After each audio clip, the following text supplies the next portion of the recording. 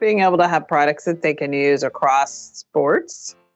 We have people, and I even have guys that are triathletes that wear our leggings because they're more of a compression legging and they like that for running, long distance running.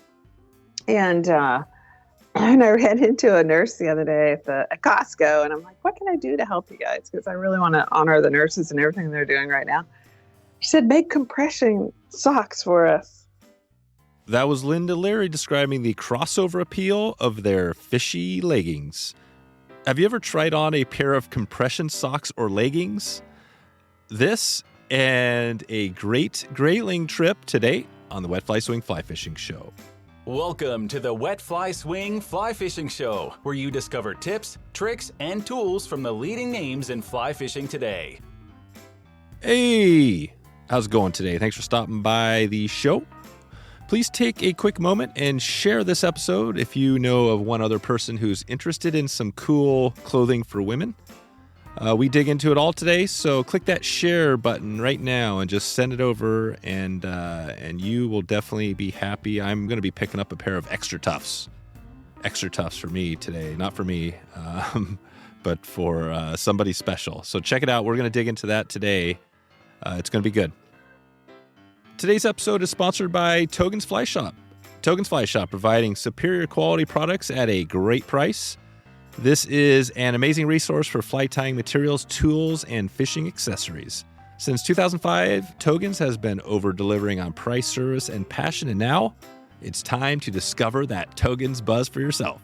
Head over to wetflyswing.com/Togens and get started right now. You support this podcast by clicking through that link to Togens online. That's wetflyswing.com/Togens, Togens. Togens.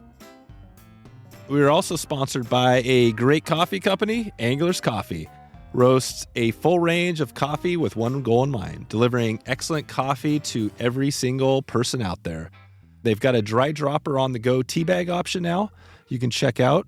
Joe is always trying to mix it up and provide some great stuff. Head over to wetflyswing.com/anglers to support a sustainable company with unsurpassed taste. That's Anglers Coffee, ANGLERS. How's it going, Linda? It's going great. Thanks for having me on. Yeah, thanks for doing this. I remember, I'm not sure if you remember it, but IFTD, which was the last time it was in Denver, I think was like 2020, 2019, before COVID. We briefly met. I think it was at the end, and I stopped by and picked up a purple hat from you. And it was like our king hat. What is it called? Probably our king, the Kaleido King print. Yeah, I think that's it. Yeah, I picked up that hat and I wanted to connect with you, but we were just, it's always crazy. And finally, we're getting around here, and now I've got you on the show. So we're gonna talk a little bit about FisheWear and what you have going in the products and all that. But before we dig there, let's start off just on the fly fishing. Tell us how you first got into fly fishing. So I started fly fishing with my dad when I was young, in Maine, northern Maine. He's actually turning 92 in another week. So wow. He's been fishing since he was probably, 15. And just a natural caster, just beautiful. So we'd go out on the lakes in the evening and fish, or out on the rivers, because that was the one way to spend time with him, because he worked a lot. So, yep. So learned how to fly fish there, and then really spent a lot more time when I moved to Alaska, perfecting it, and out with clients fishing, because it's a great opportunity to spend time with people and learn to fish more. Yeah. Gotcha. What did your dad do back in the day? What was he busy doing? So he worked at Loring Air Force Base at the heat. Yep. He worked at the heating plant over there as a supervisor. So he many years, and 30 years in civil service, and then retired, and spending his days fishing when he can. That's right. So he worked hard, and now he's had some time off. And do you? So now is he still in Maine? Yes, he's still in Maine. And was born and raised there, and lived in the same house for 62 years, and there you same go. phone number. It sounds like my dad. The same thing. Yeah, same place. Pretty iconic. Yeah. Yeah, things have changed a lot now, right? Like people aren't sticking in the same job for 30 years anymore. Really, it's kind of mixing it up.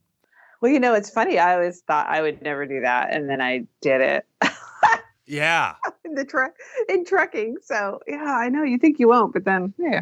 Yeah, and you did it. So how did you get up to, so you're in, Maine, Alaska, so maybe similar. You got some cold winters, but how did you get up to Alaska? Why'd you get there?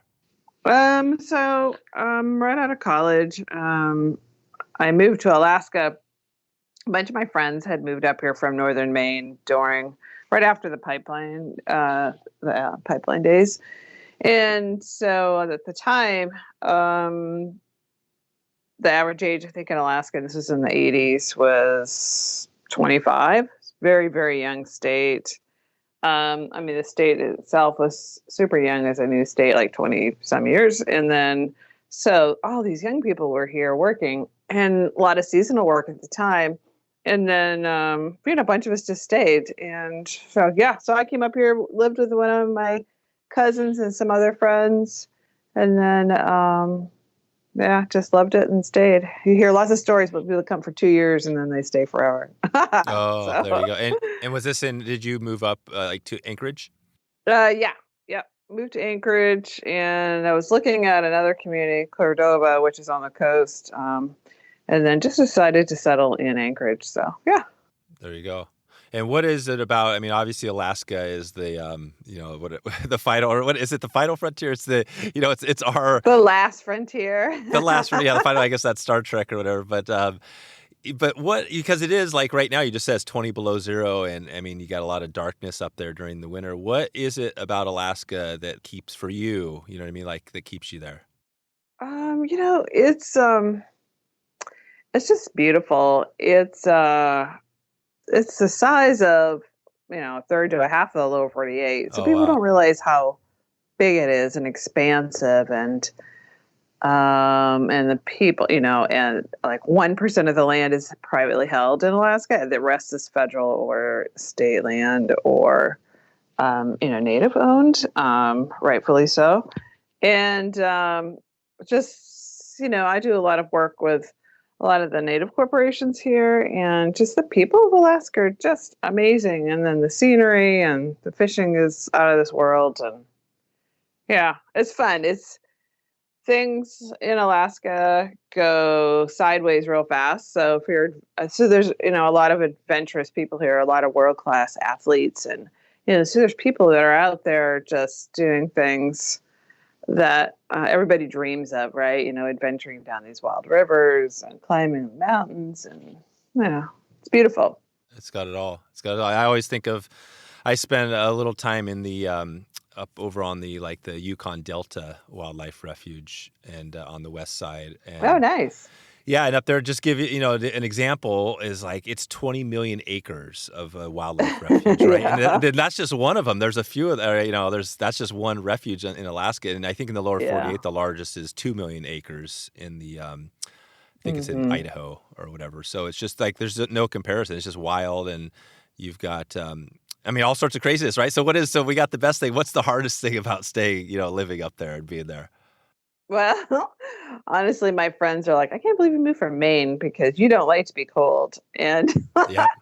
And so, you got to really dress for it here. So that's probably the hardest. It's just, it's pretty darn cold. And the dark doesn't bother me as much because no matter where you are, I lived in Seattle for a while too, and it was dark there. Yeah. You got to work in the dark and home. It doesn't really matter. So that's true. But summers here are fabulous because it's light all the time and you just have all this energy, and you just wait and sleep in the fall. There you go. That's it. Yeah. And then the summertime. Yeah, exactly. You pretty much stay up all summer because it's daylight all summer, right? Totally. Who needs to sleep, right? Yeah. So, and then you catch up in the winter this time of year. Good. So we got that Alaska. You love Alaska. You're there. How does from this trucking business that it sounds like you had, how do you go from that to now FisheWear? So I was in trucking almost 30 years, and just, during that time, spent a lot of time taking clients. We'd take clients out fishing the lodges and stuff, and had a lot of time on the rivers. And one of the things that I noticed is just the clothing options for women and for men, right? There just weren't a lot for fly fishing. And growing up in New England, which is a very conservative and iconic as far as the clothing, what you wear. I mean, I grew up in that. It was my whole life. But I don't know. I just found an opportunity. I rented an office from a friend of mine and just sat down and started kind of vision boarding what it could look like. And lots of people helping me along the way. And here we are. So there you go. Yeah, it's been really fortunate.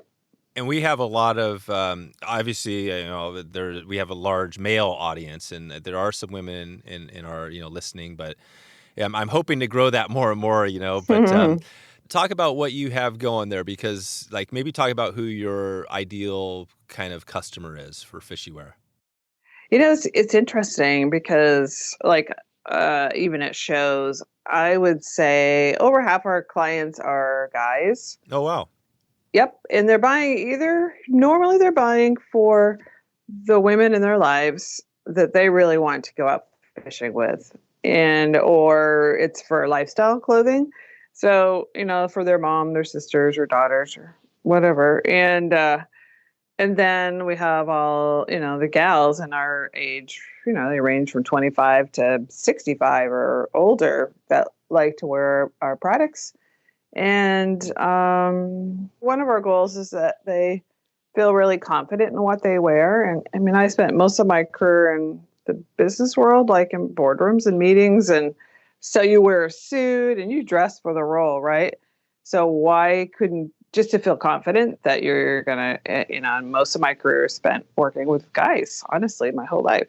And so why shouldn't gals also be comfortable to go from the river to dinner or shopping or whatever they want to do and be really comfortable and confident in the clothes that they're wearing, right? So if it fits right, you're going to feel like you're going to perform better. Yeah. And, everybody's fit's a little different, but we try to accommodate, for different body styles and demographics. And I know that's been a struggle. I've got kind of four women in my life, Megan, and I've got two girls that are, 9 and 7. And then of course my mom, but it's challenging. I know when, Megan we were getting waders a while back for her. It was a struggle finding the right fit, right? There's waders, and because for me, I throw on a pair of waders. I'm 6 foot tall. I'm a kind of an average build. Right. It's easy for me, but I didn't realize how challenging it was. So I totally understand what you're saying, and that just goes with everything, right? Shoes and clothing, especially. You can't put on a guy's shirt and feel like that's going to fit. Let's just start with your line. Talk about what products we were talking about here. So if somebody's listening, if they want to get a product for their wife or or whatever, what do you have there? Yeah. So we started out, when we first started, we've created leggings. So a lot of what we have is art-based. Mm-hmm. So we work with primarily female artists. We have a couple of male artists we worked with, and they're creating. So we'll take a photo of a fish, and I'll ask the artist to, create a fish in their vision that that we can then break it apart and create clothing with it. So we'll take components of the fish and abstract it on our products. So we started with leggings, really nice compression leggings, really. And then neck tubes and hats, the hats that you saw, wading belts. The main components that we wanted that were going to be kind of the essential base layers to get started fishing. And then we've added bags and, other accessories. We've got scarves. We've got headbands. We've got lots of dry bags. So we have various sizes of dry bags. We've done, we're fortunate enough to have a collaboration with Orvis. We've created some sling bags with them. And we do sell their waders, which are fabulous as far as options for. Oh, yeah. They have 26 different sizes or styles. Yeah, which are great. Yeah. And then we have a collaboration with XtraTuf with boots. Yeah, which has been so fun. That's been great. And then another brand that actually started in Alaska, which is Groovy, and they make the silicone rings. And we just came out with watch bands. We have some of our patterns and arts in Apple Watch bands, which have been just very popular. Are those watch bands for like anybody, males and females? I mean, they're size-wise. Yeah, they do have those. Right now, we're just trying the gals sizes just to see how they go, but we may be expanding that as well. Okay. But yeah, so lots of bags, key fobs. We also have fly boxes. We have nippers, forceps, reel cases, lamps, all kinds of stuff. So you pretty much put your design. So you have your designers that are creating these designs, then you're putting these on basically all your products are getting these fish type of art designs. Some sort of a fishy accent. And then then we create collections based on the type of fish. Like the purple hat that you said you had bought was our Kaleido King. So we also have fun naming. So we have this whole naming thing that we go through. And normally my husband and my sons help us too. Yeah. Because they're funny and sassy, so I come up with some fun names. They actually helped create my name. Fishy was one of my sons, and my husband came up with that. Yeah. Oh, there you go. Which is cool. So we a lot of collaboration goes on here, but yeah, lots of various products, and we even created some spices. My husband's a really great cook, and created 3 different spices that we also market. Oh wow! For fish and meats. Yeah. You're going into it. What is out of all your products? What's the number one? What's the top seller? I would say that our leggings and bags do very well. Those would be our, what we're known for, and nice quality products. And like the dry bags are the ones where you could just take it on your trip, on your hosted trip, whatever, throw it on the, whatever. There's bomb-proof, totally waterproof. Yeah, those have been really good. So, yeah. That's awesome. Yeah, I was saying on the last podcast, I think I just, Megan got me a Patagonia, my first Patagonia, like waterproof bag. And it's like, it's one of those things where they're expensive, none of that stuff's cheap. And so it took me a while to, obviously, and I didn't even buy it myself. So, but it's awesome because, that stuff you get, it kind of lasts a lifetime, right? You expect it to, be with you. Yeah. Okay. And we'll get into some on the hosted trips because I want to hear about where you're going in a little bit. But I was curious on the XtraTufs because I've got some XtraTufs that I love. I don't know anything about the company. How did that come to be? Because that's not necessarily like a wading boot, right? It's kind of it's more of an Alaskan piece of gear, right? A boat thing. Right. It's really a boat. Yeah. It's kind of a boat thing and just lifestyle thing in Alaska, in the Northwest, I think, and some on the East Coast, especially along any of the coastal fishing communities. And so they have a collaboration here also with Salmon Sisters, which is more commercial fishing side. And we're more of the river-based side. With what we're doing and our art. So that gives them, markets on both sides. And, Alaska's been a big focus for them for years. And now, even in the last several years, like New York City, it was, the XtraTuf is a fashion piece for some people where they'll, and our boot, the first one we came out with was a black boot, which is our first one they ever did, which we were very, very fortunate to be able to work with them on that. And it's just been a great relationship. And, yeah. What is the black boot? What is that? It's a kind of a knee high, it just goes below the knee. Oh, wow. A tall boot, they call it, their Gotcha. legacy boot. And it's their standard tall rubber boot that they have, but it's black instead of brown. The classic is brown and it's black on the outside. Oh, I see. And why? Because I've always had the experience of using the ones that kind of go up to your, I guess they go below your knee. Yeah, they're pretty high. So that's same thing. Yeah, kind of, I don't know what they call upper calf. And then, but they've always been that classic brown. And then they experimented with ours and have our Groovy Grayling design on the inside, and then the outside of the boot is black. Let's take a quick break for a word from our sponsor. The CRC system from Trxstle provides a secure and convenient storage for your fully rigged fly rods. Every CRC system comes with a secure mounting clamp system, padding in the reel compartment, and their proprietary suspended rod liners. You can leave your gear at home, in your vehicle, wherever you want with the CRC system. It's telescoping. Everything locks up and is totally secure on whether in your car or outside your car. Definitely, I remember when I first connected with John, I knew right away this was going to be a great fit, so I'm really happy to have them on as a sponsor right now. and glad I have the CRC system on my car. I've got it right now in the back of the pickup as I await a new racking system to put it on. But even in the back, I've got it telescoped down in kind of like carry mode. So the rods are broken down, but they're protected, and I can just kind of pile stuff on top of it, even in the back of the truck. So it's pretty cool. Pretty cool deal. They've got all sorts of patented and protective features. We won't dig into them all here, but their no snag reel up design is killer. And really, it's just too much here to dig into. So I'm going to send you over to Trxstle, and you can check it out for yourself. Right now, if you go to Trxstle, wetflyswing.com/TRXSTLE, and you can get started right now. You support this podcast by clicking through that link to check out John and the crew at Trxstle. Okay, back to the show.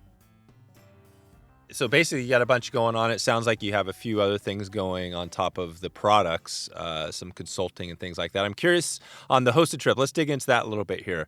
How is that looking? I mean, well, obviously, we're still kind of trying to come out of COVID. But, COVID aside, how is the trips looking for this year? Where are you guys headed?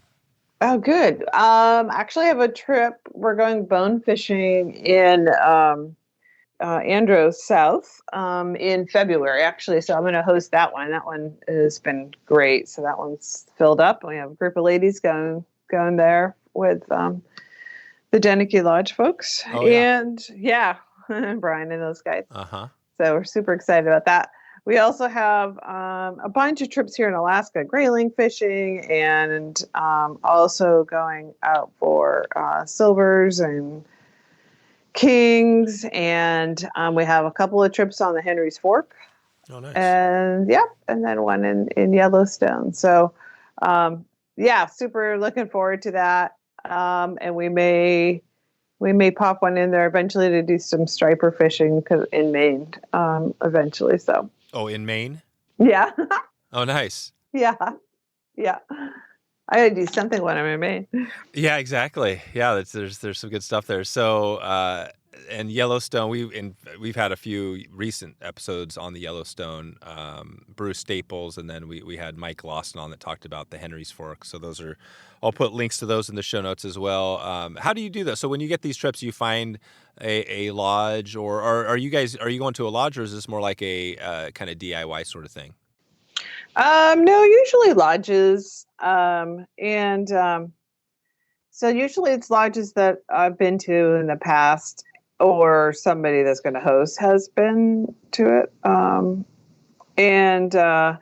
So we'll have it where we'll set it up where we'll have a host there, and then they'll make sure that all the accommodations are taken care of for the lodges or get it all organized and make sure everybody's having a good time and catching fish. And yeah, it's been super fun. There you go. And I was just thinking, you kind of jogged my memory as you're talking about the XtraTufs. So I am in the need of a pair of XtraTufs. So tell me again. So you got the brown ones. Anybody can go out and just buy a pair of their XtraTufs. But So the black ones that you do, how would that be different? On top of obviously supporting what you have going, would the boot be different at all than what you might get in just go to the store and get it? No, the structure of the boot is the same. And we do have a brown one also with them, but has our tarpon design on the inside. So. Oh, so there is a design. You do have a design on the inside, though. Uh-huh. Yep. So if you roll, so the whole thing is you roll the boot down part way, and then you see the art. Oh, that's awesome. Yep. Which is really fun. Yeah. And then we have a black boot with them, which is our Grayling design. We have a short. We've had a couple of short. They call them their ankle deck boots, which is a shorter boot that just comes up to the ankle. Yep. And then we have one that's called a Sharkbyte, which is more of a loafer style, and that's gray with the Grayling design on it. And the other boots we've done purple, teal, and purple and teal, and I think we have another foam color coming out. Oh, okay. And pink. There's been a pink. And pink. Yeah. There you go. Yeah. So, I think I'm going to have to hit up your website and take a look. So if I was to go there and pick those up, what are those costs? I'm just curious on the those knee-high ones. They've been, I think they're around $150. Oh, yeah, $150, yep. Yeah, but they're a great boot for breakup, in the spring. or just when it's raining a lot, or just in general. And I mean, a grocery store, I see people wearing our boots, and it's very fun. And they're not insulated, right? These aren't insulated. They're not insulated, but you could get you can get super feet inserts, like wool ones to put inside of them, which are really make it nice and warm your feet up. Yeah. Oh my goodness! So that's super feet. I love super feet. I didn't even know they had wool. So this is like an insole just on the bottom, right? Yes. Yes. Oh man, that's so cool. I didn't realize they had wool. I might have to get those just for my normal boots too. Yeah. Yeah. It really makes it nice. Nice. Well, anything, just thinking about the products again, you kind of went through everything, and we'll send everybody out to FisheWear, and that's FisheWear. Yeah, FisheWear. We'll do that. I'm curious, tell me a little bit about, so you got this thing going with all your products with FisheWear, but you also do some consulting, and you sold your trucking business, right, to get into this? Is that how that all went down? Yeah. So I was a partner with two other guys in a trucking company, and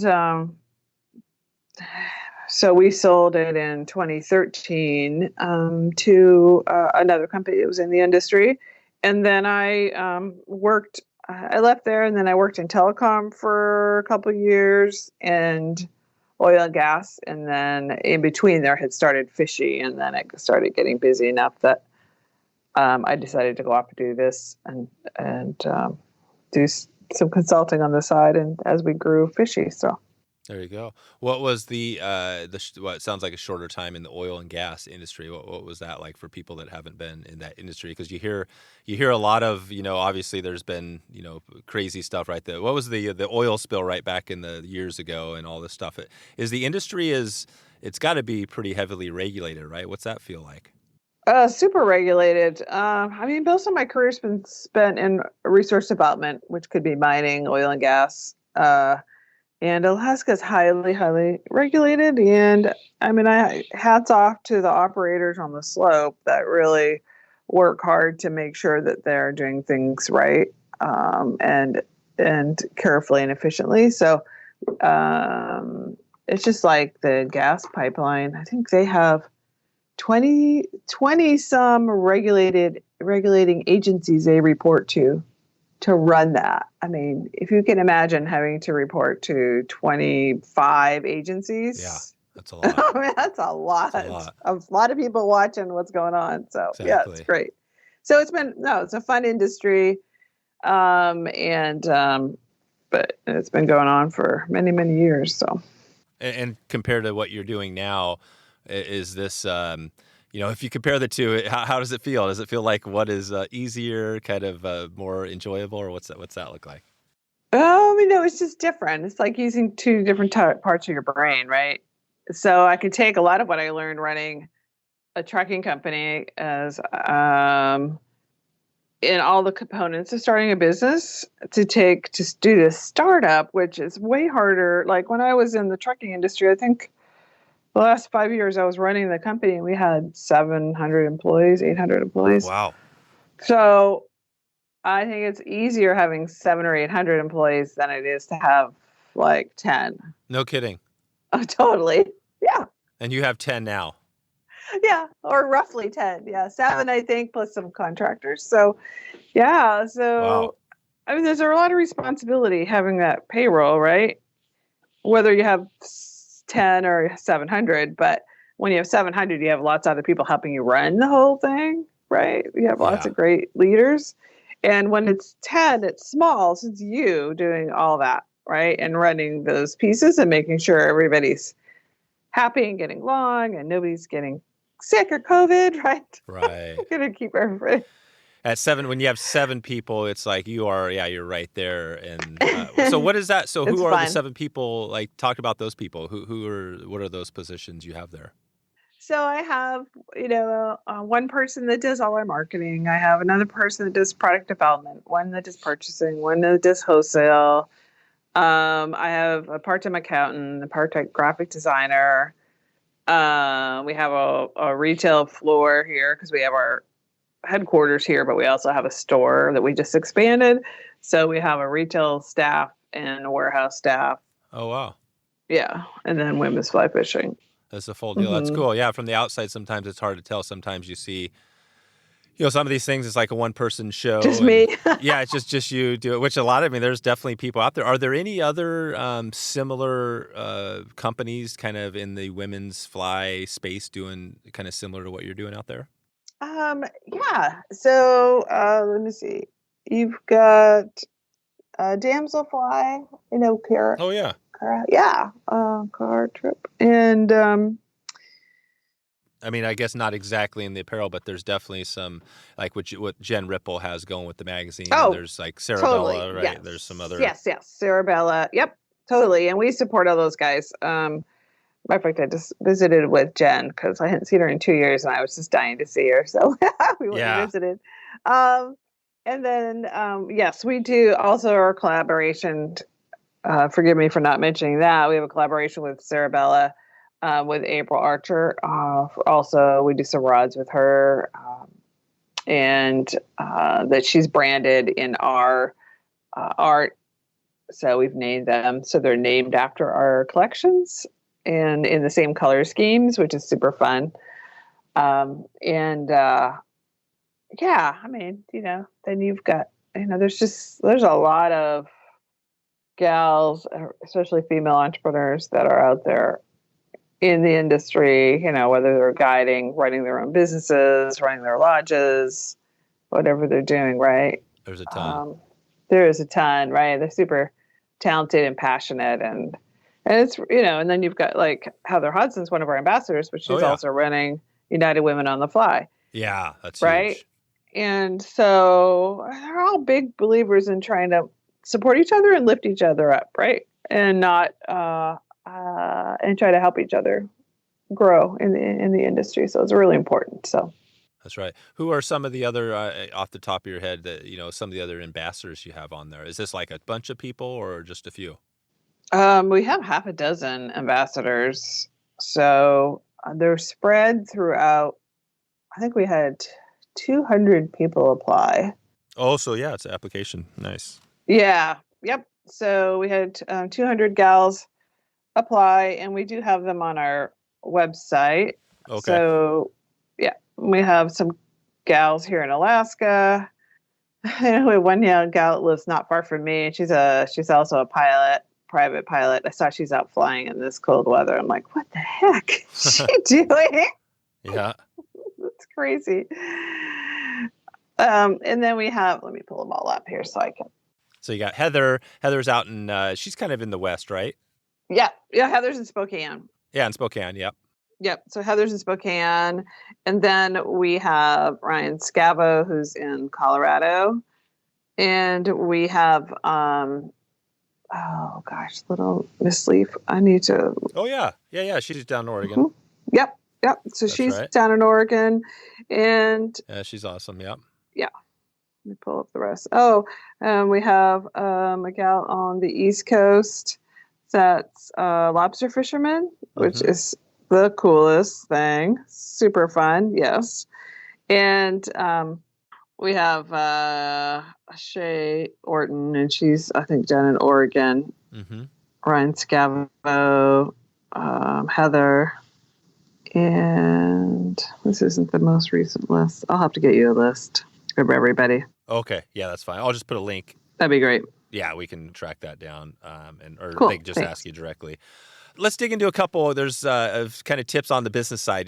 This won't be big, but there's definitely some brands that listen to this. And I'm just curious. It looks like from the surface that you have a pretty successful business going there, and a brand and what you have going.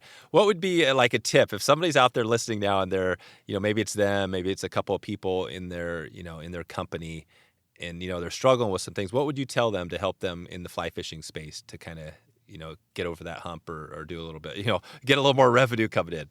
I think in any business, just making sure that you have really diverse revenue sources and not just have all your apples in one basket, right? Mm-hmm. And having great employees just makes it all possible. Yeah. Good marketing, good brand presence, right? And really staying true to that. I'm very focused I have a contract CFO I work with, and he's always like, "Be the rifle, not the shotgun." Huh. I know, but I want to be everything. Oh, right. Yeah, be the rifle. That's Yeah. right. Yeah.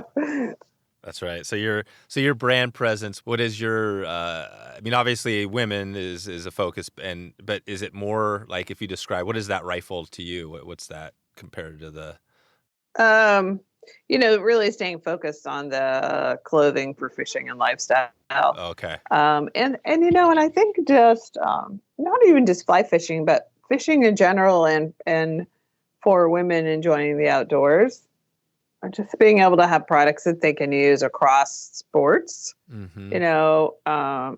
We have people, and I even have guys that are triathletes that wear our leggings because Mm-hmm. they're more of a compression legging, and they like that for running, long distance running.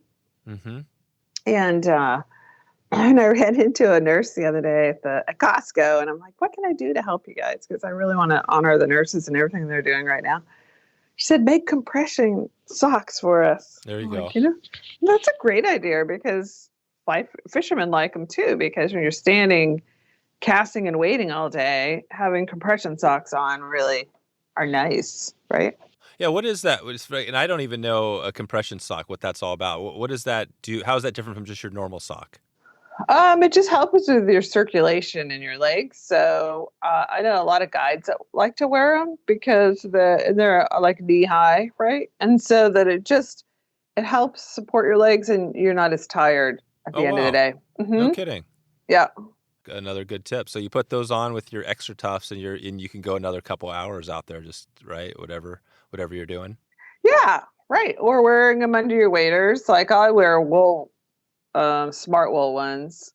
And so if you're out, especially we do a lot of fall fishing and it's cold, then you wear those under your waders and your base layers. There you go. What are brand wise? We're talking about you as a brand. I'm sure a lot of brands, look up to you from what you're doing. But like, who are you looking up to? Who are those brands that helped you along the way? Just kind of with what you're doing now. I mean, I'd imagine it was different when you're in trucking. But what's that look like now? Do you have Orvis probably is one of those, right? Oh yeah, I mean, Sean and those guys reached out to me after a show to collaborate with them, which was just like such an honor, right, to be able to work with them. That was fabulous. And XtraTuf, I mean, it was just, collaborations are great because it's often things that you're not necessarily going to make, and it reaches a different audience for you, and it's just such a compliment to be included in a collaboration like that. And so we like doing collaborations. I think it's just a fun way to be able to cover other markets, and it's been great. One more quick break from our sponsor. Stonefly Nets is putting quality before quantity with their handcrafted custom wood nets.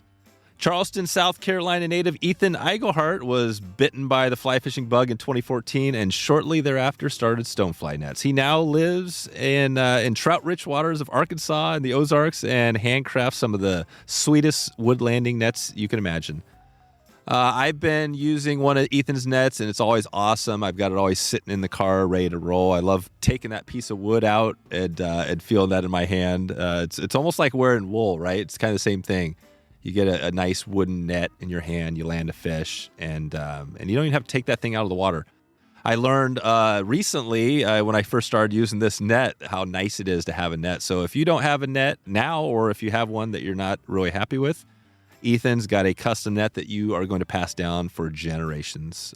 For Ethan, his story goes back to his grandma and a bamboo rod, and it's a really cool story, and that connection he's always remembered.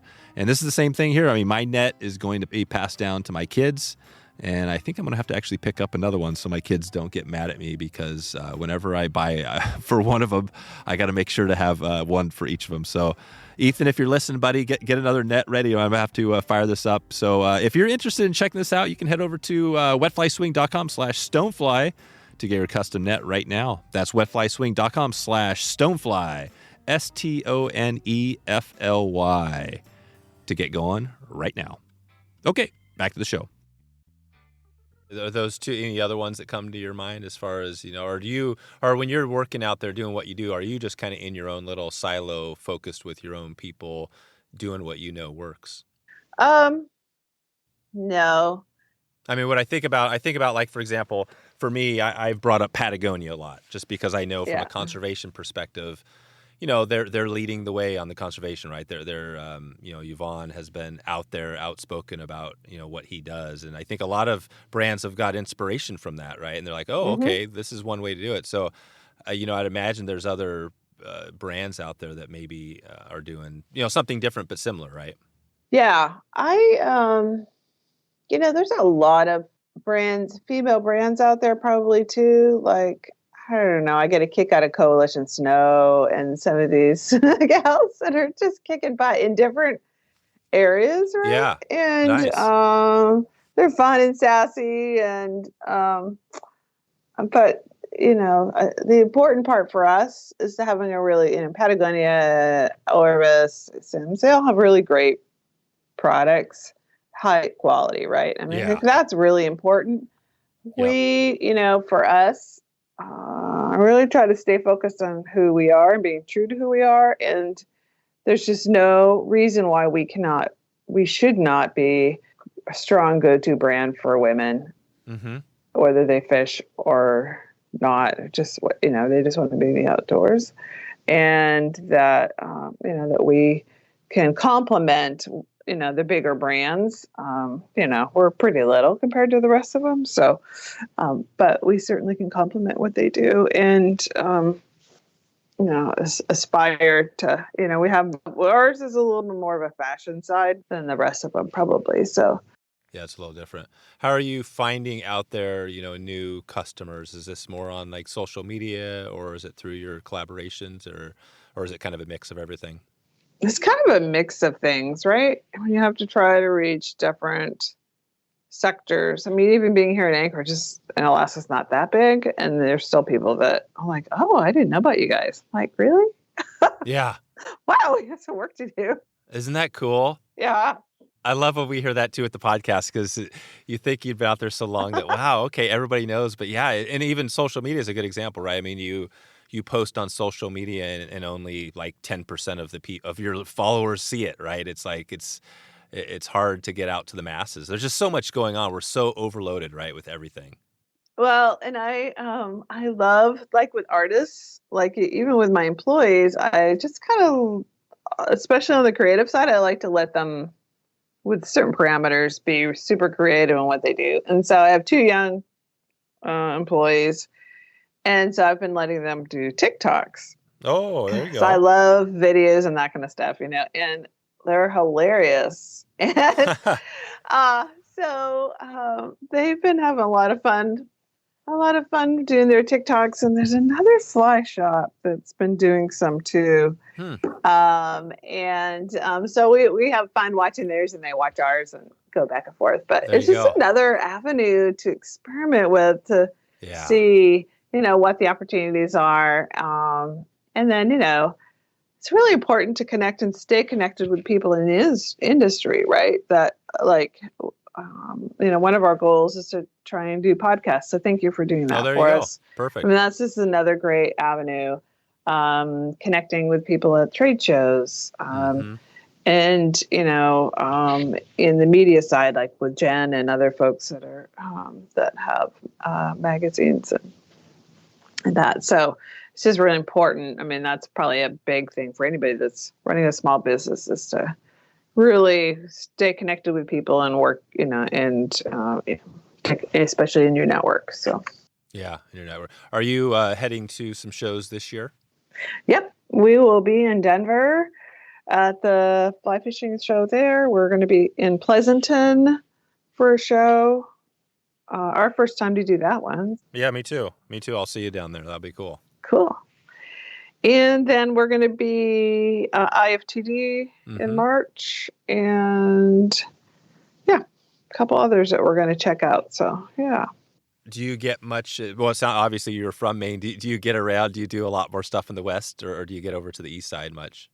My parents are still in Maine, so I'm back there every couple of months checking on them. And but mostly West Coast. Other than that, yeah. It always seems like, it's such a, I guess a big country, but, I would guess you're around the whole country. You probably have customers in kind of all over the country. Is that the case? Yes. Yep. We have fly shops or outdoor shops that we work with all over this country. And then we just picked up one last summer in Key West, Florida, because we were down there fishing for tarpon in last May, and so working with the Key West, the angling shop down there. So, oh, cool. Mm-hmm. Let's start to take this out of here with the hosted trips. Go back to that. So talk to us. You mentioned a few. Do you have a lodge or a trip that you've been on that's kind of like the one that you're like, oh man, I can't wait to get back to that place? There's different ones for different reasons. So one that we do, we go to Nome, Alaska, and fish for grayling, and it's not a fancy lodge. It's really somebody's home that we go to, and it's a lovely couple that live in Council, Alaska. And so you fly into Nome, and then you drive 80 miles out a gravel road to this community, and then you take a boat down the river for 20 minutes, and you get to their home, and they have some dry out cabins that we go to. We stay there. BJ, wife, makes home cooked meals for everybody, some local native foods, and then we fish for grayling and sometimes salmon, but mostly grayling, big grayling. And that's just a lovely trip that anybody needs to try if you really want an adventurous. We swing for steelhead down in Yakutat in the spring. Oh yeah, which is not for the faint of heart. That's cold, but it's great fishing. Mm-hmm. Kings on the Nushagak, and then on the Naknek River. Yep. And then Henry's Fork. I would say we're going to do a new one this year on the Denali Highway, also for grayling. What is the grayling? What's that for somebody who hasn't fished for grayling? They're like, what is a big grayling? It's I think 20 inches. Oh, wow. Is big. Yeah, that is big. Yeah. And they call it the sailfish of the north. It's just a small, but they're just like aqua teal colored when they're in the water, and when you take them out, then it disappears. But they're super aggressive. They're top water. They go after their fly on the top of the water, and they put up a good fight, and they're just super fun to catch. That is great. Yeah. So you're basically fishing all dries, and they're coming up, and they have that big dorsal fin, which is just huge. Right. And they just come up and attack it. Nice. Yeah, I need to do more grayling fishing. It's been a while for me. Fun. Yeah, and then we were in Yellowstone, fished with Carly Rowland and the folks down at Henry's Fork and at Trout Hunter. It's so fun. Oh, it's Trout Hunter. Yeah. Do they have a lodge? Is that a lodge? Yeah, it's great because they've got the restaurant, they've got the lodge there, and the fly shop downstairs. It's a great setup. Very, very nice. Yeah, that is cool. Yeah, there's a lot. That's a hot spot for sure over there. Yeah. And then we have one in August that we're also pushing that's new, that's afloat on the Deschutes River. Oh, nice. Nice. Yeah. Is that with the Deschutes Angler? It's a Fly and Field Outfitters. Oh, yeah. I know. Gotcha. Yeah, with Kyle Schenk and those guys. Yeah, that's right. Yep. Yeah, that's cool. Yeah, that's. And so did you say a trout or steelhead? Trout. Oh, trout. Yeah, I was gonna say steelhead is probably not a great time for the next couple years. Yeah. So okay, well, anything else we should know about FisheWear, what you have going? I mean, obviously you've got a bunch of products. We'll send folks over there, but again, if we go back to that, somebody hasn't been to your site before. What would you tell them before they hop over there right now if they want to pick up some products, either for themselves or for their partner? Well, I mean, I think it's a great solution for lifestyle as well as for fishing. And it's base layer. It's clothing that we try to make is really high quality and that lets gals express themselves in color and fun fish patterns, and just try to make it where they feel really confident to get out there and go have fun.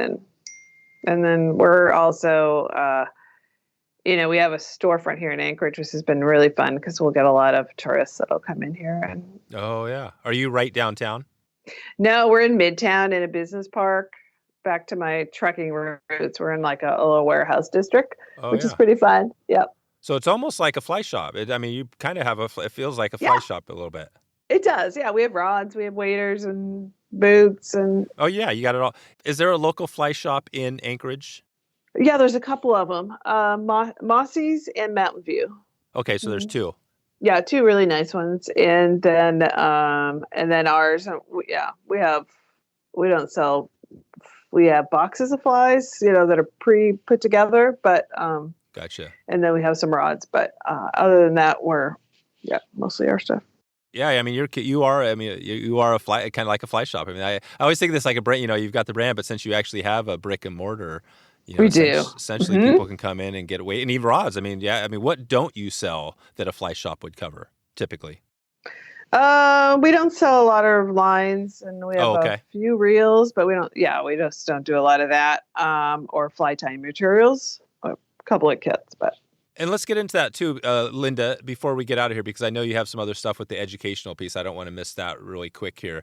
So, obviously you've got a lot of stuff to get people going. If somebody was coming in, they can swing by and get stuff.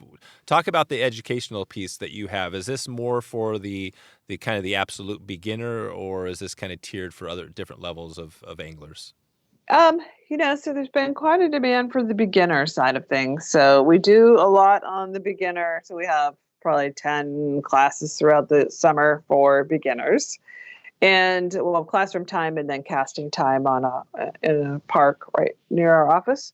And then we'll have a couple of advanced ones this summer. And then like once a year, Heather's here, Hodson, and she'll do a spay class for us, which is super fun.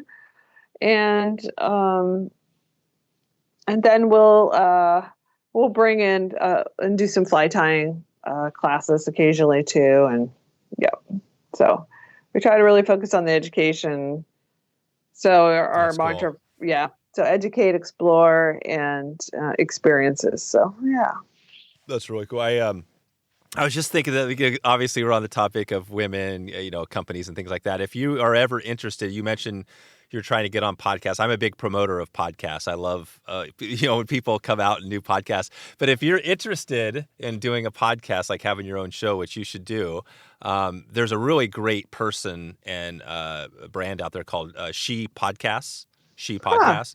Yeah, it's really awesome. Yeah, it's part of the founders, it's like co-founders that run it. They're part of the Lipson, which is the hosting company that we use for our podcast, which is one of the oldest hosting companies. But yeah, she's awesome, and they have this whole conference. It's like a She Podcast conference now. They do it. It's in person, and it's all for women. It's all like women who want to get into podcasting, and So, anyways, I love to throw that out there because if there's other people listening, yourself or others, I love to make it easy for people to get into it, and that's. Oh, thank you. Yeah, podcasting can kind of sometimes feel a little bit like a lot, but really when you find, just like you, when you find somebody that can teach you the basics and get you into fly fishing, it's the same thing. So yeah, you might check that out. I'm trying to think, I'm drawing a blank on her name, but she's really cool, and I'll put a link to She Podcast in the show notes. Oh, thank you. Yeah, I think it's really important to always be learning. So learning a new skill like that is fun, or at least understanding the mechanics of it. Yeah, definitely. Cool. Well, I think I feel like we've covered, I know we always leave stuff on the table, but this has been good getting to know what you have going. And I'll definitely, if people come to me, I know where to direct them if they need women's clothing, especially. But do you want to give us, I got one random one for you. I always love to try to find a random one. So we're on podcasts. Sometimes I talk about, do you listen to podcasts at all, or are you more into music? Yes, I try to listen to podcasts. Probably one of my favorites is How I Built This. Oh yeah, or How I Built That. Yeah. Yeah, How I Built This. I think. What would be a couple? Give me just a couple other ones that are in your right now that you listened to recently.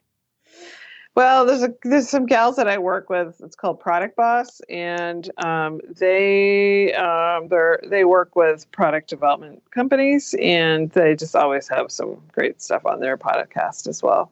Oh, cool. Okay. So, and one more for me. I'd love to check out. I'm always interested in finding new ones. Do you have a third we could add to this? Gosh, I don't think so. And if not, maybe give us on the music side for our Spotify channel, where we always try to add, where we can, a band or musician to our Spotify channel for the guests. So my kids just turned me on to Yeba. Oh, Yeba. Yebba. Oh, BB. Oh, yeah, Yeba. Okay, perfect. It's a young gal. I'll find something. I'll put a video. I have Dom finding a YouTube video, so we'll get a YouTube video in the show notes as well to keep this going. I have no idea what it sounds like, so this will be fun to check out. Check it out. That's my sons. I go to them for music suggestions. That's it. I can't wait till that's for me at my kids. Oh, now how old is your son or your sons? 31 and 33. Oh, there you go. So you're totally different. Yeah, I can't wait till I get to that level where my kids are actually I'm listening to their music, because right now they're listening to my music, right? Well, they do like ours. It's vintage, They want everything from the 80s and 70s. So yeah. Classic stuff. The classic music, yeah. Right on. All right, Linda. Well, that's all I have for you. I will definitely send folks out to FisheWear.com. And just in the next year, do you want to give a heads up on anything new, big you have coming other than the hosted trips? Just more collections and new products. So we're working real hard on it this year, and we'll keep people posted. We do newsletters and online, and oh, good. Yeah, watch our TikToks. Yeah, I am. Yeah, TikTok's the other thing. I'll check out your TikTok and get some videos going. All right, Linda. Well, thanks again for all the time today, and definitely looking forward to keeping in touch. Oh, thank you, Dave. Thank you so much. Appreciate it. So there you go. Want to find all the show notes, all links, and everything else we covered today, head over to wetflyswing.com/280. 280. I'm getting out of here right now, but I would love if you had a chance to click that subscribe button, wetflyswing.com/subscribe, and that'll redirect you over to an easy page to subscribe to the show. You'll get updated when our next episode goes live there, and it's just the easiest way to stay up. I'm not sure what app you're using. If you're on Apple Podcasts, the upper right corner, that little plus button, if you're new to the show, click that, and that'll subscribe you. And yeah, I just appreciate you. We definitely are in this now. We've got some new sponsors for 2022 and some old sponsors, as you heard. Just really excited to find some more products. If you have anything you want to reach out to me, Dave at Wetfly Swing, I'd love to hear from you. Even if it's just a quick hey, listen to the show. It always keeps me going strong whenever I hear new people that say, hey, it's actually a much bigger thing than you think, because, you sit back and you do all this work, and I appreciate when people can let me know that they're listening. And this is a unique episode. We haven't done a ton of these. We've definitely done some product episodes, but not female-focused products. So hopefully you found some enjoyment in it, and hopefully you're going to pick up a piece of gear. I'm definitely, the boots like I talked about, I'm going to pick up a pair of those black boots. So stay tuned. I'm on the call. I just announced that live, so I've got to do this now. And thanks to everybody who supports the show. Domingo, thanks for putting this one together today. Appreciate you are kicking butt out there on all this stuff, and kind of been a game changer. So hope you have a great day wherever you are, a great evening, a great morning, or a great middle of the night. I'm not sure. You might even be up traveling to some remote destination in the middle of Kamchatka.